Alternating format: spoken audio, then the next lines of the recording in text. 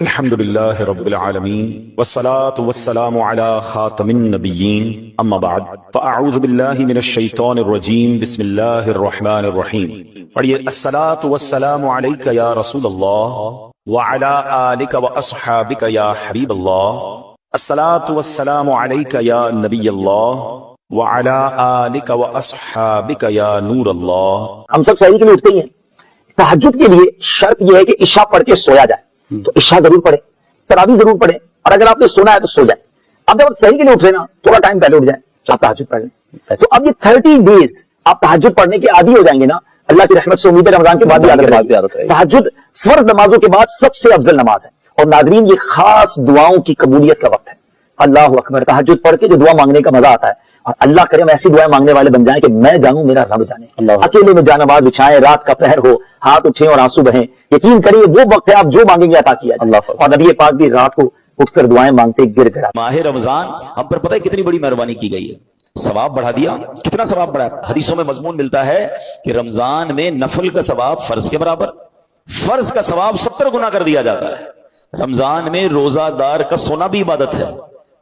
رمضان میں روزہ دار کے منہ سے افطار سے پہلے جو بو آتی ہے وہ اللہ کے نزدیک مشک کی خوشبو سے زیادہ بہتر ہے.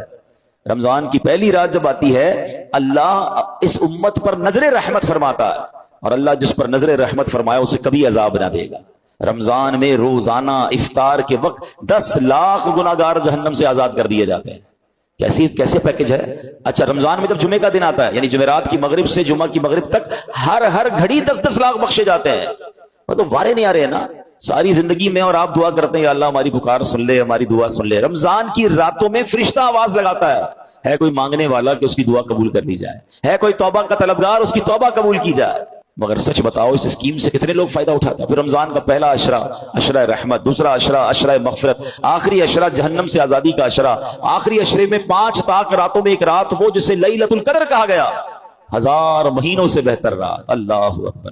کتنی مہربانی کی اللہ نے ہم پر، یعنی ہر وہ سامان کر دیا گیا کہ میرا بندہ بخشا جائے. مگر سچ بتاؤ جو اس میں بھی نہ بخشا گیا، جو اس میں بھی غفلت کر لے، تو اس کا کیا بنے گا؟ نہیں، پلیز اس آفر کو ضائع مت کرنا. دیکھیں ہمیں نہیں پتا پھر رمضان ملے نہ ملے. پچھلے سال کئی لوگ تھے جو ہمارے ساتھ تھے، اس سال نہیں ہے. کیا پتا اگلے سال ہم رمضان میں نہ ہو، ہمارے بارے میں باتیں ہوں کہ یار ہمارے ساتھ تھا ہمارا بھائی، اب نہیں ہے. تو اس رمضان کو غنیمت جاننا ہے، اپنی زندگی میں تبدیلی لائیں. زندگی پڑی ہے کھانے، گھومنے پھرنے، کمانے کے لیے. لوگ رمضان میں پیسے کمانے کی پلاننگ کرتے ہیں. نہیں، ساری زندگی پڑی ہے یار یہ کام کرنے کے لیے. اس مہینے میں عبادت، اللہ کو راضی کرنا ہے. اتنے گناہ ہیں، اتنی خطائیں، اب تو توبہ کرنی ہے نا. رمضان میں نمازیں پڑھوں اور عبادتیں کروں. رمضان میں نیت کریں کہ ساری نمازیں باجماعت پڑھیں اور پوری تراویح پڑھیں. ہاں، یہ بڑی گڑبڑ ہو گئی ہے آج کل. لوگ تراویح میں ڈنڈی مارنے لگ گئے. ایک تو ٹرینڈ آ گیا 3 روزہ تراویح، 5 روزہ تراویح، 7 روزہ تراویح.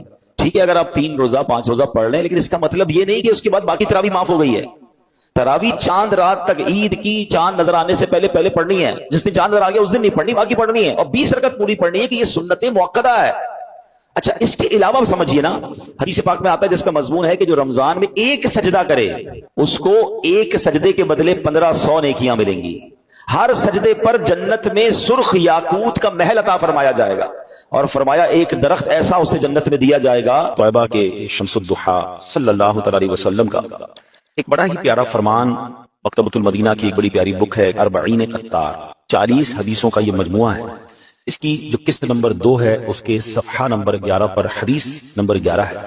فرمان آخری نبی محمد عربی صلی اللہ علیہ وسلم: من صلی علی او سأل لی الوسیلۃ حقت علیہ شفاعتی یوم القیامہ.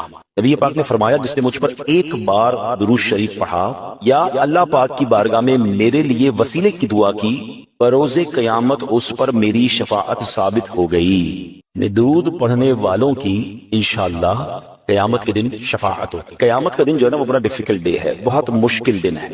اس دن بڑی مشکلیں ہیں، بڑی پریشانیاں ہیں. اس دن نبی پاک شفاعت فرمائیں گے، پیارے آقا جامع کوثر بھی عطا فرمائیں گے. نبی پاک اس دن کی مشکلوں سے ہمیں بچائیں گے.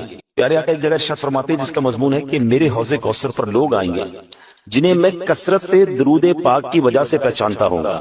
نبی پاک ان کو پہلے سے ہی پہچانیں گے جو دنیا میں کثرت سے درود پاک پڑھ رہے ہوں گے، انہیں اپنے ہاتھوں سے انشاءاللہ جام کوثر عطا فرمائیں گے۔ ابھی آپ نے درود پاک کی فضیلت سنی کہ درود پڑھنے والوں کی شفاعت فرمائیں گے۔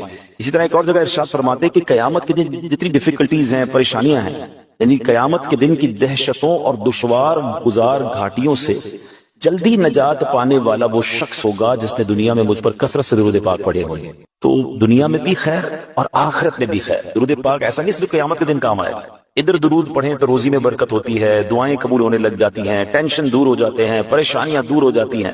کثرت سے درود پاک پڑھیں تو بار بار مدینے جانے کا شرف بھی مل جاتا ہے۔ نبی پاک کا دیدار کرنا چاہیں تو درود پاک کثرت سے پڑھیں، آقا درود پڑھنے والوں پر اپنا کرم فرماتے دیدار بھی کروا دیتے ہیں۔ تو دنیا میں بھی کمال ہے درود پاک، اور انشاءاللہ محشر کے دن بھی درود پاک کی برکتیں ملیں گی۔ تو اس وظیفے کو اپنائیے، آئیے مل کر محبت کے ساتھ بآواز بلند درود پاک پڑھ لیں۔ صلو علی الحبیب صلی اللہ تعالی علی محمد صلی اللہ علیہ وسلم۔ پیارے اسلامی بھائیوں، سائنس نے بڑی ترقی کر لی ہے، بہت ساری ایجادیں ہوئی ہیں، بہت ساری انوینشنز ہوئی ہیں، اور بہت ساری پیشن گوئیاں، پریڈکشنز بھی ہونے لگ گئی۔ یعنی اب محکمہ موسمیات بتا دیتا ہے کہ بارش آنے کے کب کب امکانات ہیں، فلاں دن طوفان آ سکتے ہیں، فلاں وقت بہت زبردست تیز ہوائیں چلیں گی، فلاں دن فلاں وقت سورج گرہن لگے گا، فلاں دن چاند گرہن ہوگا۔ اللہ اکبر، یعنی بہت ساری باتیں۔ اب تو یہ سردیوں کے دن آ رہے ہیں تو فوگ، یعنی جب نظر کم آتا ہے تو پنجاب کی طرف ہمارے پاکستان میں زیادہ ہوتی ہے، تو فوگ کے بارے میں بھی محکمہ موسمیات بتا دیتا ہے۔ پیشن گوئیاں پہلے سے ہونے لگ گئی، سائنس بڑی ترقی کر گئی۔ مگر کیا آپ جانتے ہیں کہ ان قریب کائنات کا ایک بہت بڑا حادثہ ہونے والا ہے؟ کوئی سائنس، کوئی ٹیکنالوجی، کوئی ریڈار، کوئی سیٹلائٹ، کوئی بھی اس حادثے کا پیشگی یعنی تھوڑا پہلے بھی اشارہ بھی نہیں دے سکے۔ پتا کسی کو نہیں چلے گا کہ یہ اتنا بڑا حادثہ، جیسے اتنا بڑا حادثہ کبھی بھی نہیں ہوا۔ پوری کائنات کا سب سے بڑا حادثہ ہونا ہے، اور اس سے پہلے دنیا کی کوئی ٹیکنالوجی، کوئی ریڈار، کوئی پہلے نہیں بتا سکے گا کہ یہ کب آنا ہے اور کیسا حادثہ ہوگا کہ لوگوں کے وہم و گمان میں بھی نہیں ہوگا۔ اچانک، بالکل اچانک سورج اور چاند بے نور ہو جائیں گے، ستارے بارش کی طرح زمین پر گرنے لگ جائیں گے، بڑے بڑے سیارے آپس میں ٹکرا کر تباہ و برباد ہو جائیں گے، زمین شدید ترین زلزلے کے ساتھ لرز اٹھے گی، حدیثوں میں آتا ہے۔ اور یہ اتنا اچانک ہوگا، اتنا اچانک ہوگا کہ کچھ بھی نہیں پتا ہوگا۔ دیکھیں، طوفان آنے والا ہوتا ہے، شہر خالی ہونا شروع ہو جاتے ہیں، سیلاب آنے والا ہوتا ہے، پہلے ہی پتا ہوتا ہے بارش ہوئی ہے، ہو سکتا ہے سیلاب بھی آ جائے۔ اتنا اچانک ہوگا کہ حدیث پاک میں آتا ہے، دو شخص بازار میں ہوں گے، ایک کپڑا خرید رہا ہوگا، دوسرا بیچ رہا ہوگا۔ دکاندار کپڑا کھول کر دکھا رہا ہوگا، ابھی سودا بھی نہیں کر پائیں گے، کپڑے کو واپس لپیٹ بھی نہیں پائیں گے، وہ حادثہ ہو جائے گا۔ وہ کیا ہے؟ ایک اور حدیث سنی، مزید فرمایا کہ ایک آدمی بیٹھا کھانا کھا رہا ہوگا، یہ لقمہ توڑے گا، ابھی منہ تک نہ لے جائے گا، اتنا بھی ٹائم نہیں ہوگا کہ منہ تک لے جائے گا، اسی دوران وہ سب کچھ ہو جائے گا۔ وہ کیا ہے؟ وہ قیامت ہے۔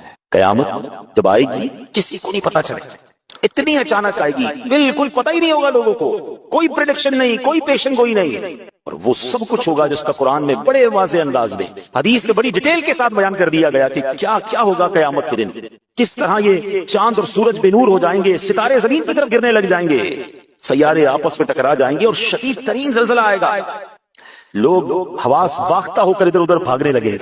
سورہ قارعہ، ویسے تو قرآن کے 30ویں پارے میں بہت ساری صورتیں ہیں، بہت ساری آیتیں ہیں جس میں باقاعدہ قیامت کی منظر کشی کی گئی ہے، لیکن فقط اگر سورہ قارعہ، بہت مختصر صورت ہے، 1 منٹ میں تلاوت ہو جاتی ہے جس کی، اگر صرف اسی کو پڑھ لیں اندازہ ہوتا ہے کہ کتنا خطرناک دن ہوگا۔